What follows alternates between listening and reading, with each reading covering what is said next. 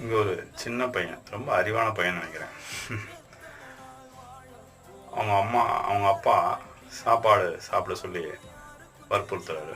அப்பா எனக்கு சாப்பாடெலாம் வேணாம், எனக்கு பீஸா தான்ப்பா வேணும் அப்படின்னு ஒன்று ஆன்லைனில் ஆர்டர் பண்ணுறாரு. அப்புறம் அந்த ஆன்லைனில் ஆர்டர் பண்ணதுக்கு ஜொமேட்டோவில் வந்து கொடுக்க வந்துடுறாங்க. அதை போய் வாங்குறதுக்காக அந்த பையன் விட்டு வெளியே போகிறேன். போகிறவன் பார்த்தீங்கன்னா வீட்டுக்கு நுழையும்போது வெறுங்கையோட வர்றேன். எங்கடா பீஸாவை காணோம் அப்படின்னு கேட்டதுக்கு, இல்லைப்பா நம்ம வீட்டில் வேலை செய்கிற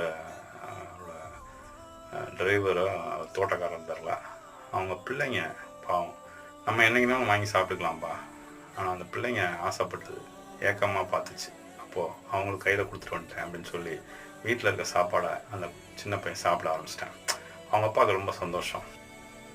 இந்த வயசுலேயே நம்ம பையன் அடுத்தவங்களுக்கு பிடிச்சத உடனே தானமாக கொடுத்துட்டு வந்துட்டானே, மிகப்பெரிய விஷயம் பண்ணியிருக்காங்கள. நம்மளும் அந்த பையனை பாராட்டலாம்.